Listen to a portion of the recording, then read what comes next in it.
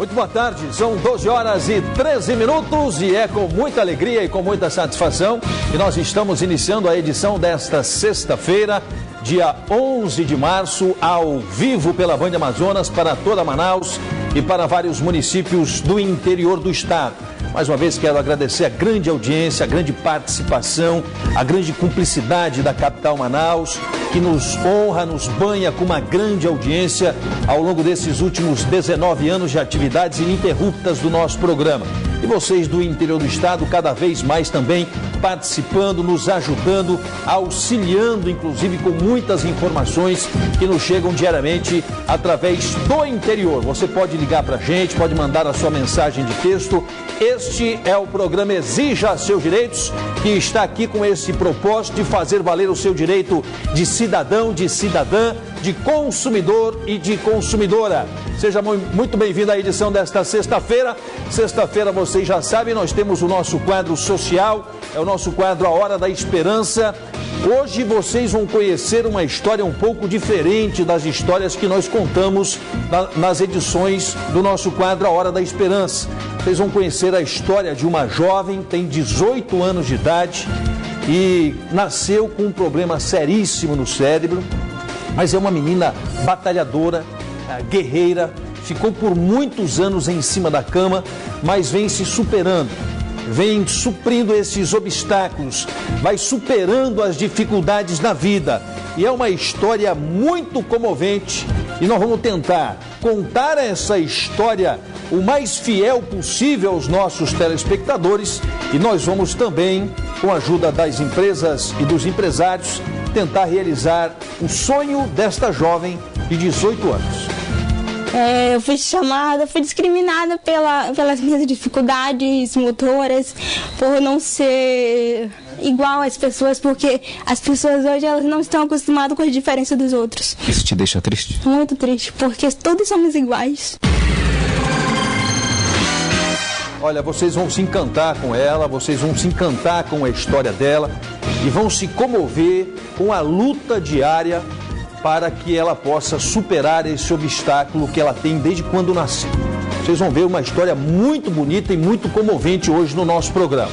Vamos falar também das nossas ações em prol da revitalização da BR-319, esta importante rodovia que, infelizmente, alguns órgãos ambientais insistem em não liberar para nos tirar desse ostracismo e nos tirar da situação de não sermos um elo, um ente ligado com o restante do país. Isso é um sonho antigo, é uma necessidade, inclusive, do polo industrial de Manaus, dos comerciantes, das empresas que não conseguem entender, das pessoas que não conseguem entender, como nós ainda somos o único estado brasileiro a estarmos nesse isolamento. A edição de sexta-feira, ao vivo do nosso programa, vai começar agora.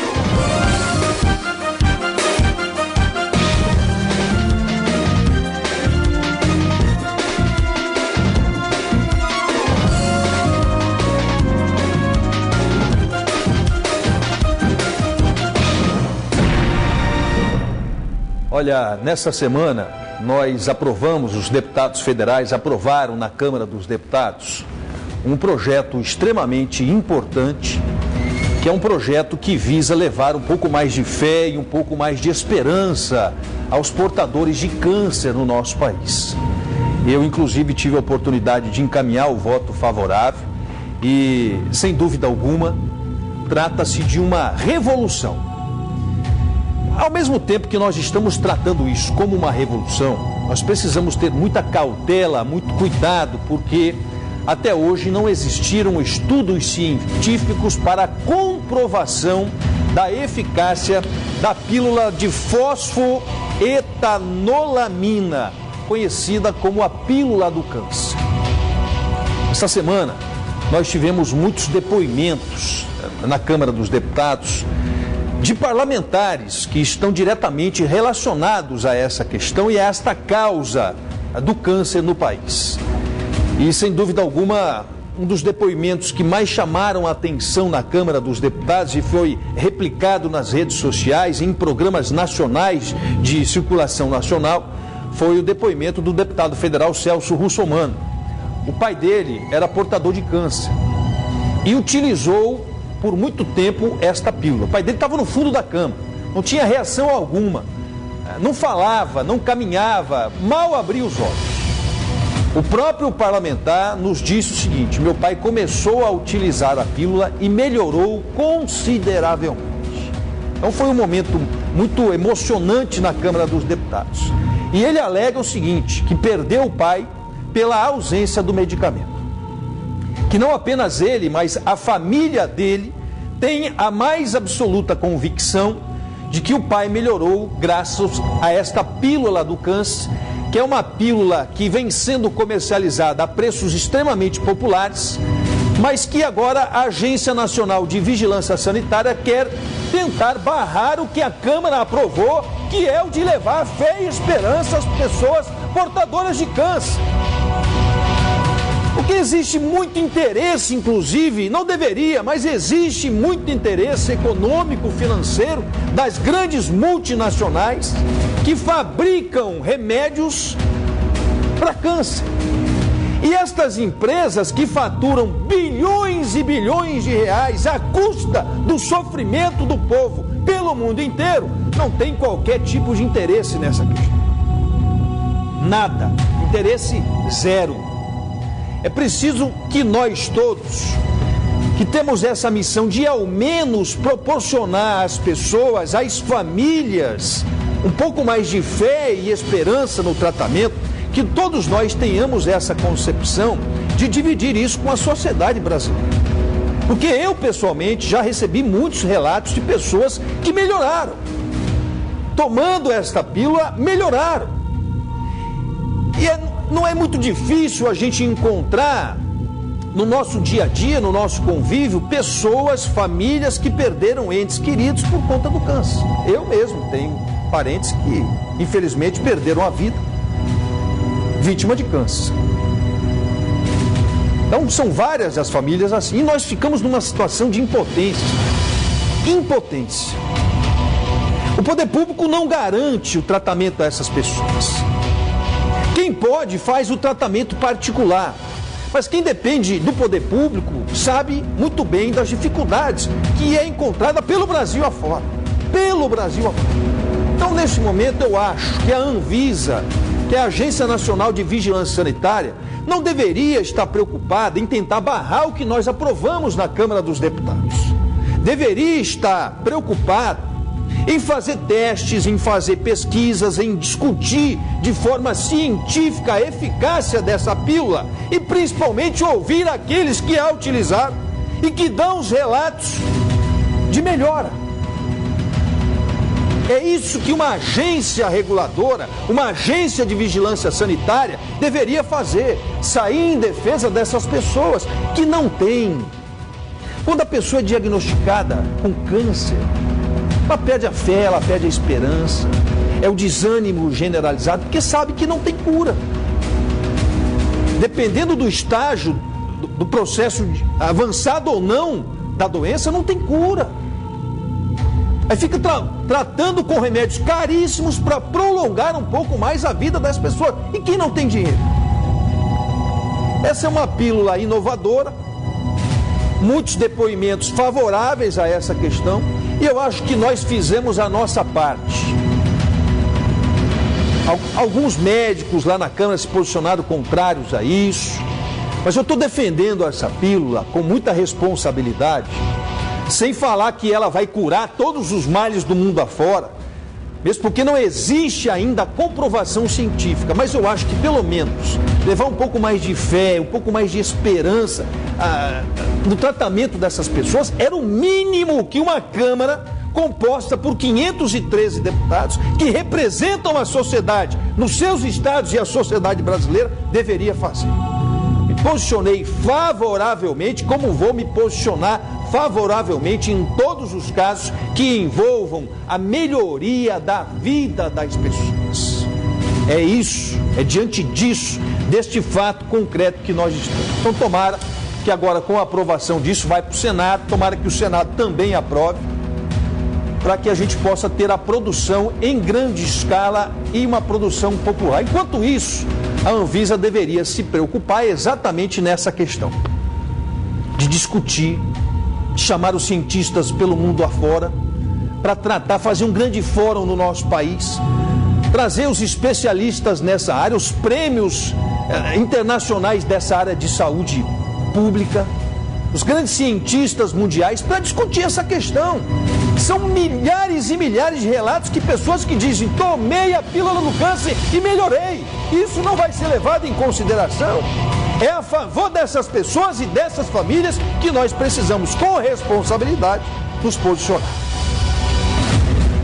São 12 horas e 24 minutos. Hoje é meu aniversário. Eu queria agradecer aqui as manifestações no Instagram, no Facebook, nas redes sociais.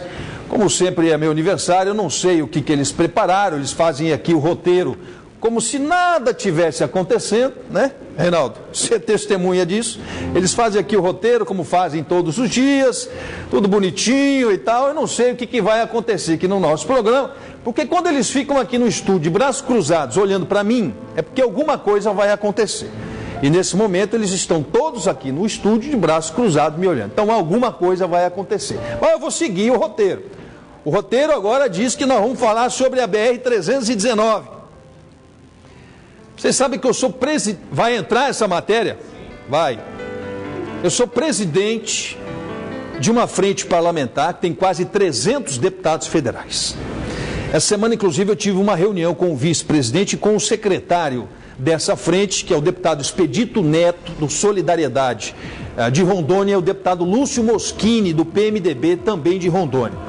Nós estamos acertando algumas ações que nós vamos empreender, talvez na próxima semana, para que a gente possa tentar sensibilizar esses órgãos. É inadmissível que os anos vêm passando e esses ICMBio da vida, Instituto Chico Mendes, o IBAMA, o Ministério do Meio Ambiente se posicionem contra a retirada do estado do Amazonas do isolamento. Eu vou continuar fazendo a parte que me cabe, que é o de tentar de todas as maneiras garantir a retirada do Amazonas dessa situação vergonhosa de isolamento. A reportagem é do Oliver Castro. Deputado federal do primeiro mandato pelo PMDB Amazonas, Marcos Rota, é um dos representantes do estado de maior prestígio na política nacional na atualidade. Nós estamos dando publicidade imediata no site desta CPI. Com força e coragem, assumiu a presidência da CPI, do BNDES e da Frente Parlamentar em prol da reconstrução da BR-319. É um clamor do estado do Amazonas, é um clamor das indústrias do Polo Industrial de Manaus, mas é um clamor também de vários outros estados brasileiros. Seja na tribuna da Câmara dos Deputados ou em seu programa de televisão, Rota não foge à luta. Com pulso firme, sempre se posiciona em busca da verdade. E o caso tem que ser resolvido. Marcos Rota ingressou na política em 1998. Foram 4 mandatos como deputado estadual. Na Assembleia Legislativa do Amazonas, deixou sua marca como presidente da Comissão de Defesa do Consumidor. Isso serve, inclusive, a presença dos 3 que aqui estão na mesa, serve como estímulo, um referencial. Político incontestável, Rota colhe os frutos de seu trabalho como homem público. Sempre foi com muito trabalho, com muita luta, não é fácil, né? As pessoas acreditam que ser político é muito fácil, que ser deputado é muito fácil, é só ter um monte de voto, ficar lá na tribuna falando alguma coisa e fim de papo. Mas não, por detrás disso tem muito estudo, tem muito trabalho, tem muita lei, tem muito tudo que ele passa o tempo inteiro pesquisando, o tempo inteiro estudando, ouvindo as pessoas na rua, para ver o que elas gostariam, para ver o que elas necessitam na realidade. Vamos fazer uma viagem no tempo para conhecermos o início da trajetória vitoriosa de Marcos Rota. Marcos Rota é natural de Cianorte, no estado do Paraná. É filho de seu Francisco Rota Neto e dona Maria Rota. Desde muito cedo, demonstrou ser um homem de fibra e sempre soube o que queria da vida. Trabalhou em emissoras de rádio e televisão na cidade de Timon, no estado do